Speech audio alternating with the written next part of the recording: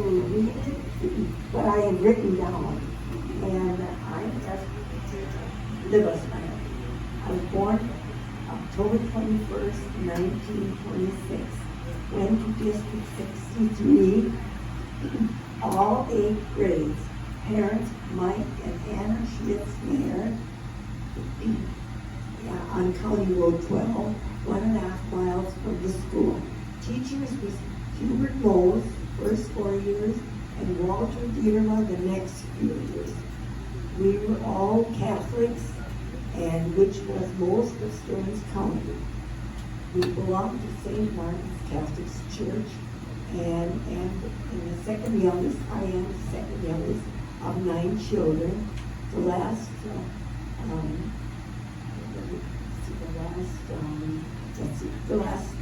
I'm the last survivor of my family. I married Marlon Littlemeyer on August 24th, 1957. We have 4 sons and 1 daughter, and Jim, David, Ellen, Brenda, and Bob. We live in Wade Park, and Marlon was a lifelong member of St. Mary's Cathedral, and our children all went to St. Mary's Grade School, which is now closed. Marlon was an usher, and I was a greeter. That's my story.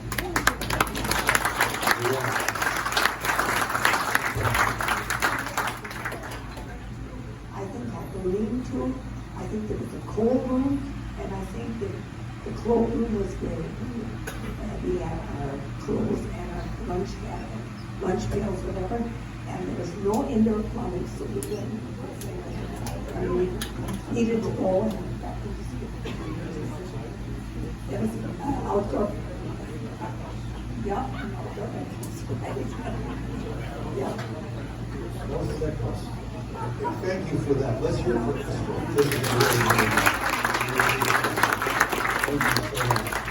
We heard from the oldest. Now we have to be fair. We need to go to the youngest. Okay, hang on. We're going to go ahead. Esther's in that one of the pictures over here from 1933. Esther's in one of the pictures from 1933. By the way, she said the day that she was born, she's 95 years old, correct? 95 years old. Wow, isn't that great? Wow, that's amazing. We heard from the oldest. I want to know if Dennis Orvik is here. He's still here. Come on up, or you don't have to go. I'm coming to you, Dennis. I don't know what you're going to say, but you got to say something, okay? He came up.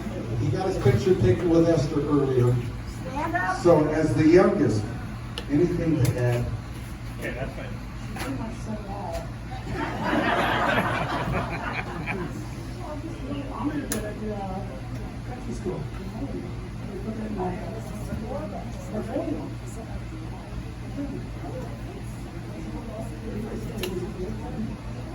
All right. Thank you very much, Dennis. The youngest. He was in 1970. You were in first grade in the 1970 or so? 69, 70. He was in the first grade, and then they shut down. And of the first graders, you're the youngest, right? Is that what you're saying? Okay. But Donna's not here, so that means you win.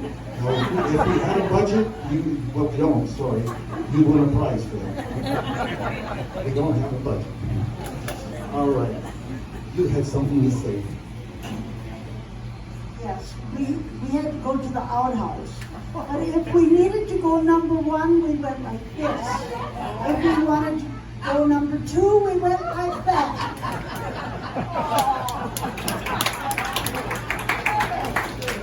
You first had, so you didn't even have to know English. You could just repeat it. So that was kind of convenient for the German-speaking kids that were coming in.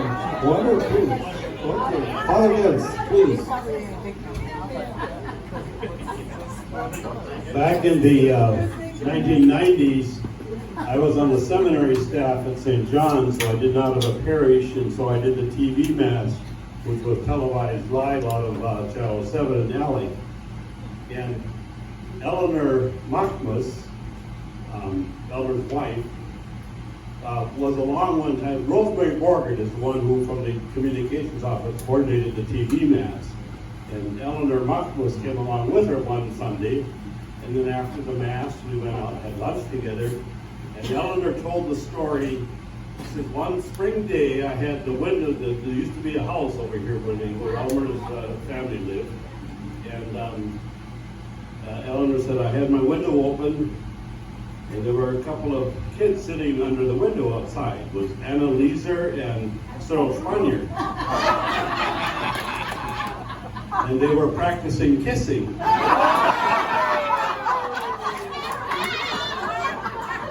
And as Eleanor tells the story, Cyril said, Verna, du hast dein Lips not richtig geformt.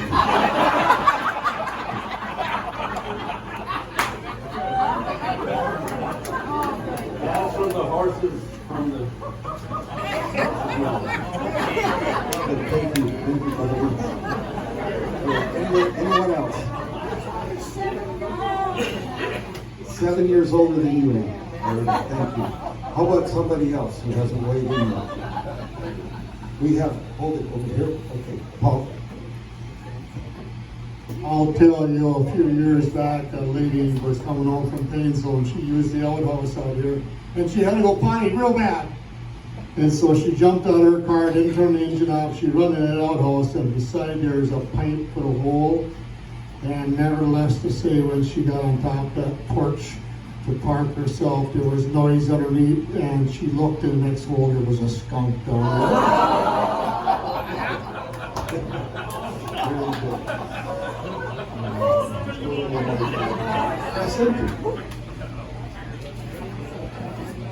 We did not have a dress code, but of interest to some of the girls, because I remember this because my mother never wore slacks, but we wore snow pants to school. Elmer Mockton was our teacher, so one year we get to the room, boys on one side, girls on the other, and teacher Elmer said, take off your slacks.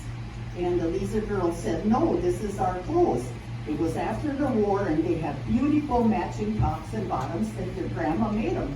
So that was the first time in the early 40s after the war that we wore slacks to school.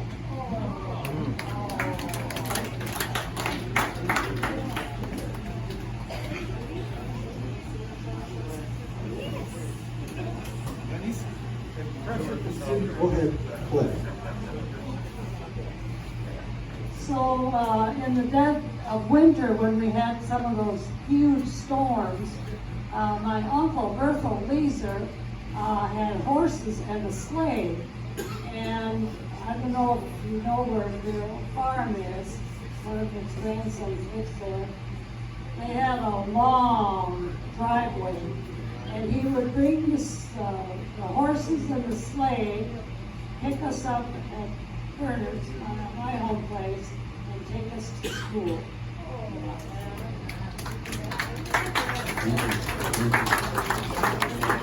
Anybody else on top of the memory? Bernetta. Well, I remember when I went to school with Mr. Bachmus all my 7 years at District 63. And anyway, I remember one time he said, if anybody, this was in geography class, he said, if any of you ever get to this Empire State Building in New York, because it was the tallest building at that time, and because I graduated from there in 1955, no, 51, I think. Can't remember. Anyway, he said, if any of you ever get to the Empire State Building, you send me a card. So when I grew up, I did get there. I sent him a card. And of course, I never did see him after that because he was long retired. But he was in, Father Greg remembers when he passed away. And also when Eleanor, his wife, passed away.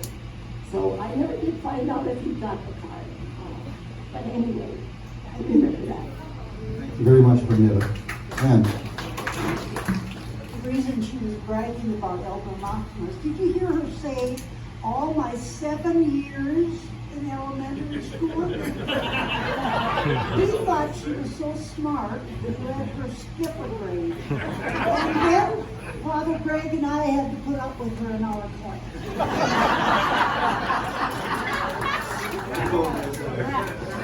That's because it's getting along. Okay, good. Anybody else have anything to offer? I mean, I hate to put somebody in the spot, but Dave, you have to, he told a story today that, well, he has to tell it. Oh, yeah, I gotta tell you about striped gophers. I don't remember exactly why and how, but during recess time, and there would be striped gophers would be out here. And then we would have bats and sticks and stuff, and we'd be chasing and, running after the gopher. It'd go down the hole. Well, we just got some water, we poured water down the hole, and pretty soon the gopher came out, and everybody was running after the gopher all over the place. It was just pandemonium. But I think, Mike Spanier, I do think you probably really got it. Did you? Okay. And also, since I'm here, I can just mention one more thing. I remember that one of the things we did, there's lots of different things, but one of the things was in the back of the room was a encyclopedias.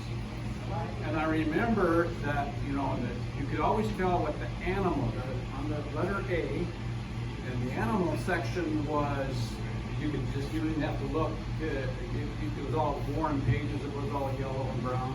So all you had to do was go to those pages and then you could see all the different animals. I mean, you'd see, elephants to tigers to whatever they had in the encyclopedia. That was sort of entertaining for lots of us that we would look at animals. There were 3 different sets? Oh, yeah.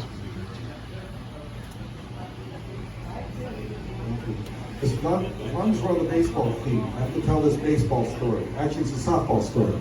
I was in 4th grade. I had Mr. White for teacher, and it's the only year we had him, that 1 year in 4th grade. I was playing third base, and he was outside playing with us. And there was a ground ball that was hit to me, and went between my legs. It was an error. Must have been a gopher hole there or something. Anyway, I yelled out, "Son of a bitch!" Now, come on, that's not too bad by today's standards, right? That's not too bad. But by standards back then, he wasn't very impressed. I had to go inside, and I had to write 500 pounds. I will not swear on school grounds, and read it out. And every letter of every word had to be legible, so I couldn't be too scribbly. And I had to do it during recess.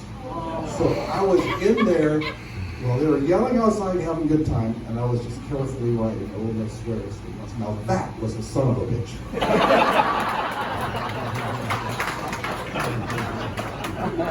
True story. That was, I guess it was a good lesson. It was a good lesson. It was a good lesson for me. One word, your Paul? Yep. I was telling Gerald Billy before, this here wall right here was windows, where this archway, that was the windows of the school. But the Gullies, they were ahead of time. They had an Opel tractor with a cab on. And the whole family rode here, and they had a string in the governor, so the tractor went faster. But it was going to rain, and Violet was in here, and Gerald and his friends there decided they had to cover the tractor. So Violet okayed that, but she stood here by the window looking out, and what did they do? They put a pecan on top of the buffer. She thought they were going to cover her with canvas. I remember the perpetrators there, Paul. It's interesting. I mentioned that day. Gerald Billy was the one who asked for permission.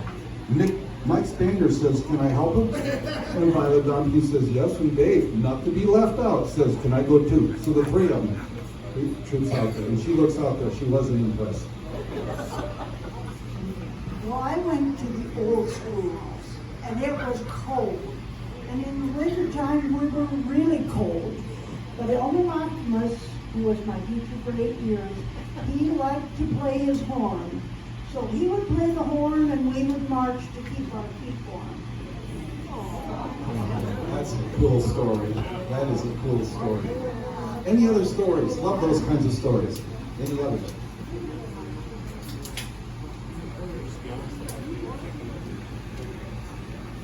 The caterers going to set up. They'll be ready in about 10 or 15 minutes, so we have a little time. So here we have.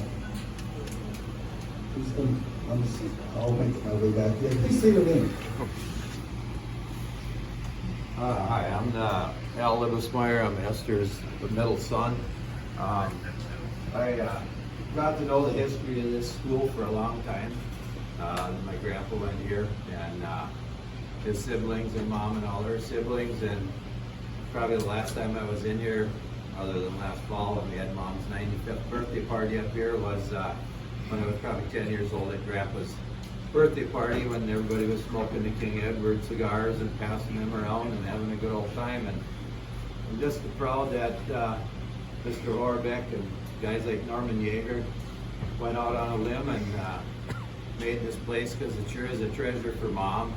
And I have half a dozen of my first cousins here that went here, and some of my mom's first cousins, the Schmidts and stuff here, and a lot of the relatives that are related through the grapevine. But just to see the look on people's faces and the work that people went through here. And my dad's mom was a Brown, so Othmer Brown was my dad's relatives, and that's kind of why I wanted to have Mom's birthday party here, because it was both sides of the family, and just the heritage of you people that went here is just mind-boggling.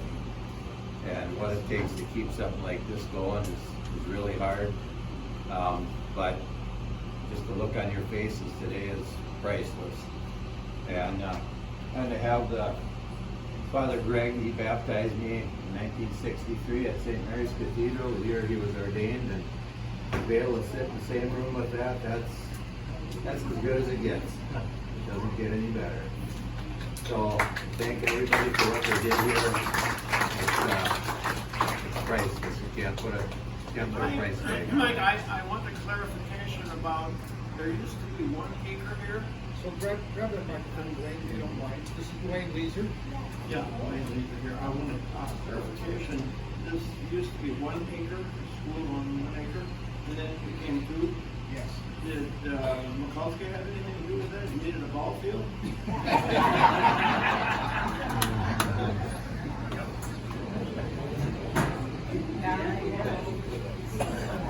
Speaking of ball, the north side of this school didn't have any windows in it. So in the mornings, Mr. Wetman always did his about an hour and a half of just sitting in front of the class, talking, telling stories. And sometimes kids would speak out of school. So one time, Vernon and Orville went out behind the school here. They were playing catch. And apparently one of them missed the ball and rolled a little ways away. And they ran after to get it. And Mr. Brennan had seen one there. He says, to the whole school, he says, is there somebody outside there? And so a bunch of us ran outside to look, see if there's anybody out there. Sure enough, Vernon and Orville were playing catch. So they came up with the bright idea. Oh, we'll just walk in all together. So we walked in all together. We came in. Orville said, nope, nobody out there. Nope, they did it all.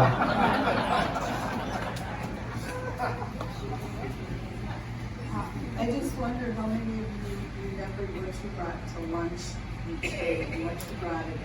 I know we brought it in a soup basket. And one of our favorite meals was summer sausage with strawberry rhubarb jelly or choke cherry jelly. And to this, he thought I was crazy the first time I made one of those sandwiches, and now he loves it. So every once in a while, we just have a rhubarb or grape jelly sandwich with raspberries and lettuce. Oh, with summer sausage, and that was pretty much our meal. And then one year, I think it only lasted 1 year. Marcy remembers that year too, Marcy's family, where we had milk delivered in bottles. Yeah, and then we had, and us girls then had to wash those bottles and put them back in, and then we come and pick them up. But I think it was only 1 year that I could remember.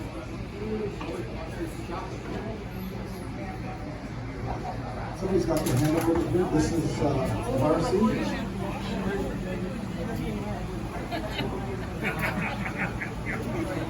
What's that?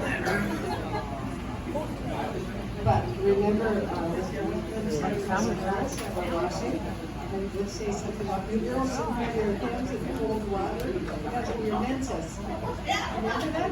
Julie Fisher isn't here, she was one that was washing. Kelly isn't here either, so I'm the only one that can do it. So, but I don't know why he, I went home and told Mom that, and she thought too that was really strange.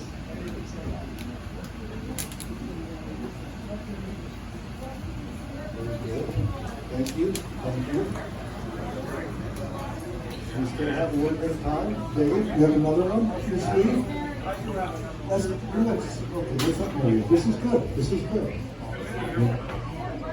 Hang on, Miss Marion. This is Marion, folks, right? Okay, we had a pail of water, and we took it home, and we filled it, took it in, there was a dip in here. Okay, everybody took it, I got the water, I didn't drink it, went back to the house. Everybody did in the whole school, and nobody got sick. No, nobody got sick, but we all did. Nowadays, it's,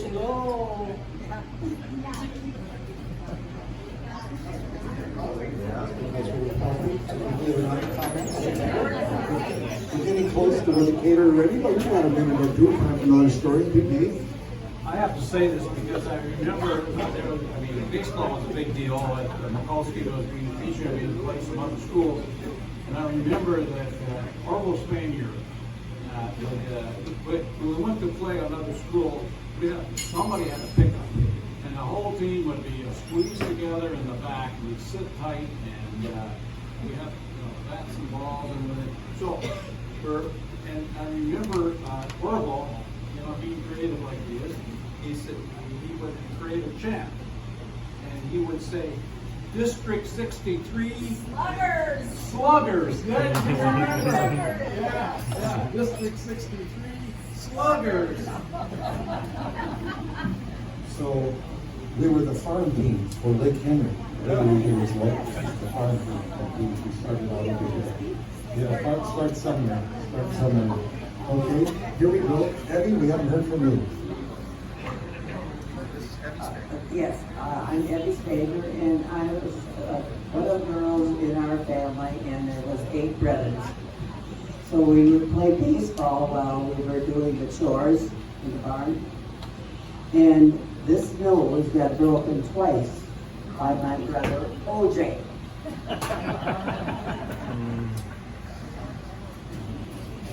Anybody else? This is precious time for us. This is a precious, once in a really a lifetime opportunity to get together and kind of share with each other our stories. This is really enjoyable. This is all being recorded, by the way. But I shouldn't have sworn.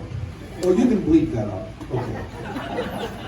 we all got along pretty well most of the time, but we went through a little period of time that I remember when the people that drove Chevrolet cars did not want to play with those of us that drove Fords.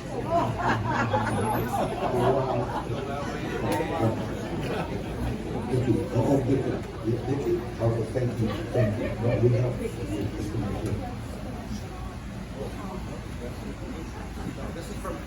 Yeah, I'm one of the older ones here, and I remember when all the kids that the class was called, we had to sit up in front, and one pupil said a word in German, and he got punished for it. He had to put out his hand and have it slapped with a ruler. Yeah. And no, that person has passed away. He was about 4 years older than me, but I think I was afraid of ever saying a German word. But at home, we always spoke English, and our parents spoke German. And the other thing, I was in a spelling contest in the 6th grade. I was in a speller. And of course, some of these, they're no longer here, they thought they should do because I was so young. Well, then in the 8th grade, I was the best scholar again, and I got to go to the Stearns County Fair. But I didn't win there because they had all abbreviations, and we never studied abbreviations. And that's my excuse. So, Vicki, who was your teacher? Thank you, Vicki, that's excellent.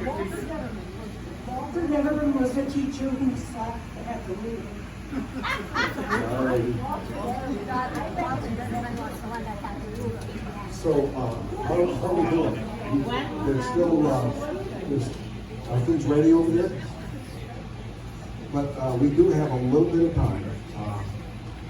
I'll just have to say, hasn't this been? Hasn't this? Oh, wait a minute, Gene, we can always get on the last story. Gene, Hamish, hang on.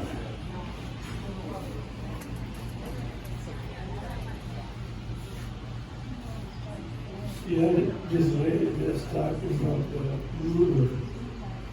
I think she was very, very lucky. I don't know, any of you remember the sewing machine mill? Elmer Ruff was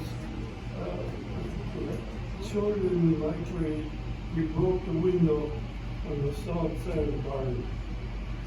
And he wanted to know who did it. But we all stuck together. He didn't find out. But we all got the sewing machine built over our heads. They're disciplined. They're very serious about their business. What's that? Okay, so, yeah, oh, that's right. One of the things we're trying to do here, let's talk a little bit about vision. I have, just to finish this up, what we're trying to do is we're trying to put together a book. But let's just back up first of all. I want to talk about a book that I put together here. It's called The Leeser Homestead Farm History. And this is the history of the farm that I was raised on, right across the way over there. And so Michael Leeser homesteaded that back in the 1860s, and I talked about the history of that farm.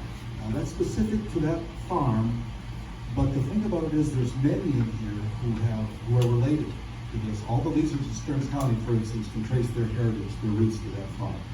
I've got extra copies of this book. I put this book together several years ago. It's kind of like it's kind of like a passion. It's a work of, I just enjoy doing it. I have extra copies. In case anybody's interested, I brought them along because what I do is I cover in here several things. I cover what are the reasons? Why did these German spirited pioneers come over here, all the way from Germany, and take such risks? And what were those risks and how they survived? Sometimes I think when you contemplate, you meditate upon what it was like to start a farm out here in the middle of Stearns County, Colorado. To me, it has to be the reason why our roots of faith run so deep. When they moved out in here, they prayed and prayed that they would survive a winter. Seriously, what do you do for water? So it doesn't freeze up in the winter. You got to get a well dug somehow and kind of keep it thawed out and keep ice thawed out. What do you do to stay warm and keep your animals warm? Well, the answer to that was most of the time they joined the house with the barn. Those early structures that was put up on the Leeser farm, probably like every other farm, the house and the barn were joined together and you used the animals to help keep the house warm. But what they did and what they went through, they were true heroes. And so it's really what we are made of in terms of that's our ancestors, work, faith, and family. This is specific to that, but if somebody's interested, you have a relative in the Leesers, there's things in here that are very general, including the appendix in here written by Frances Spaniard Leeser. Frances Leeser Spaniard, I guess. She's originally a Leeser. And her account is in here. As far as we know, it's one of the few first-hand interview accounts of what it was like in the pioneer days. You just saw a couple excerpts here. That's included in here.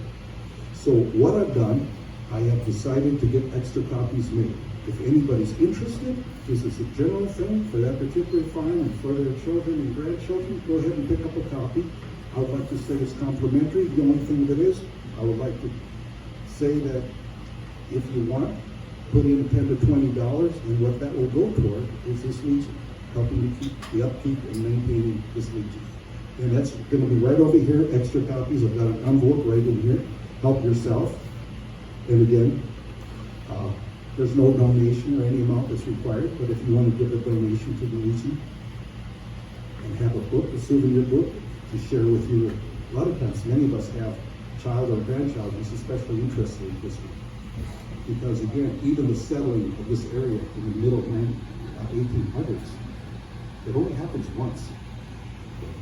It is very apparent, very real, like you see the roots of faith, work and family, faith, work, and family. All those three ran so deep into this area. Ran through our family, the Leeser family, but it is common to all of our families in this area. Nothing special about that particular family other than this, it's documented in that book. So that's over there. Now I want to talk about the vision for the history of this school. I'm going to be putting together a similar book for this school. I'm going to be taking a lot of pictures. A drone picture is going to be in there. I'm going to be taking some of those pictures. I'm going to be taking some of the testimonies that you've heard here today. We'll transcribe those and put those. They'll be part of the stories, and that the stories that you heard here today will live on. They will live on. So that is the vision. Plan on working on that in the coming year. So those of you who are contacts for your families, I will recontact you to see how many copies that you want. And I plan on doing the same thing, depending on how many copies you want. If you just get mailed to one representative of your family, you can distribute it. And I probably will ask, again, if somebody wants to make a $10 to $20 donation in exchange for that book, it's going to go toward the Legion. Okay, I'm not looking for any reimbursement or any money out of it. I think Paul and his people here who do the work that they do in this Legion, I think it's just such a strong, it's a very positive thing. Our families can come here. We had our lease reunion 5 years ago, the 150-year anniversary of that farm. And that's getting my wife, when you tell me something. Okay, they are ready to serve. And remember. And also, there's one more thing. As a part of that book, you can see if you can get a family pictures in. If you haven't already done so, just gather up your siblings and see our photographer, Kurt, right over there, okay, before you leave today, all right? In the meantime, we're getting hungry, and I think that is it. I have to say, we're ready for a meal blessing.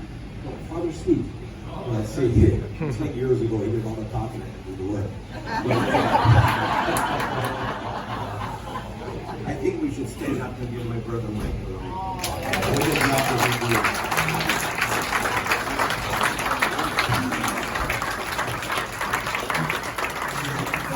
We want Father Vince up here to say prayer. Yep.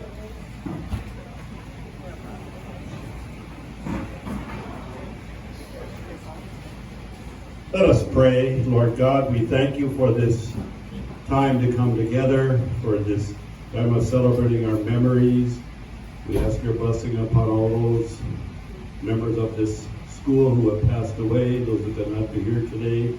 Now we ask you to bless the food and bless our lives, keep us in good health as we continue in our journey and pray together.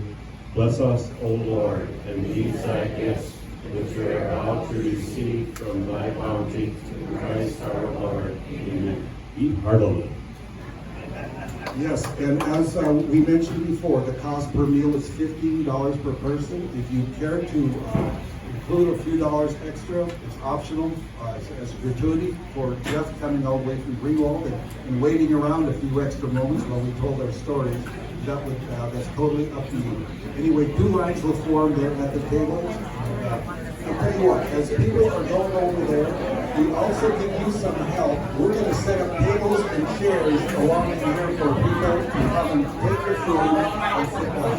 So if we could get a little bit of help, how do we do that? We're going to be making a configuration of long tables, chairs on each side.